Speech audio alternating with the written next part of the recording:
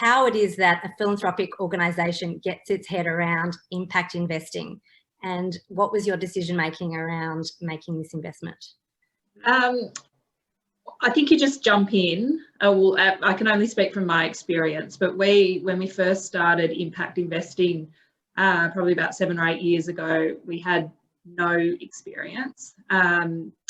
But we decided it made sense to us philosophically and intuitively. So we learnt from others and we just started making investments. And I think until you start making investments, it's really hard to learn. And so my advice would be to initially to just give it a go. The decision to invest in this fund was an easy one based on our experience with good return. We've been recycling a no interest $100,000 loan with good return for about 3 or 4 years now, and the impact that keeps delivering, the social impact, is extraordinary. And so when Shane called and said, we're launching this fund, would you mind just rolling over again? It was an easy decision because of the extraordinary social impact we know that good return can deliver.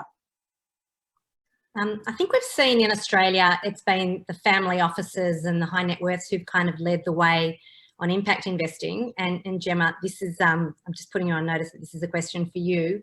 You know, representing a PAF, why is it that PAFs and foundations, whose very existence is to drive specific missions, usually in the social and environmental impact spaces, why do you think some of them have been slow to consider investing corpus in a way that so clearly aligns with their philanthropic values?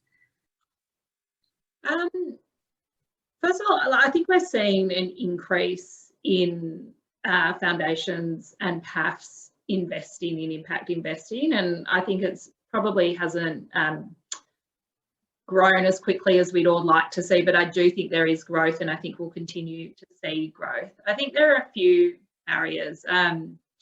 I think there's quite a famous investing continuum where you go from grant money to traditional investment, and impact investing kind of sits somewhere along that continuum. I think the expectation of people seeking capital is that foundations are more likely to invest because it's mission aligned and program aligned. But the closer you get towards that grant end of the spectrum, the more competitive and more compelling your social or environmental returns have to be, because you're competing with monies that are directly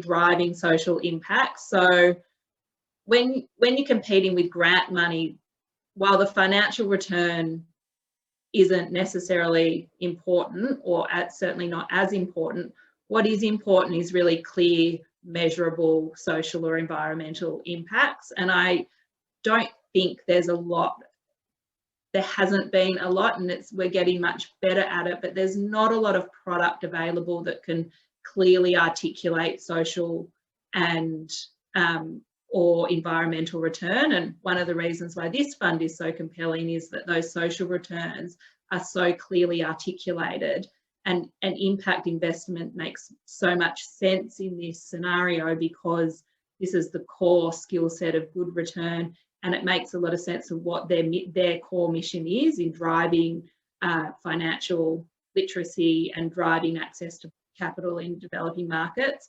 I think the sector, like the closer you get to kind of the traditional impact investment end, where you're driving high financial return with a secondary benefit of social or environmental return, I think you've seen that market grow more quickly because it's much more aligned to what the corpus is traditionally supposed to do, which is deliver a financial return so you can grant more money. So I think like that's one that not necessarily confusion, but that competing for funds is one of the barriers.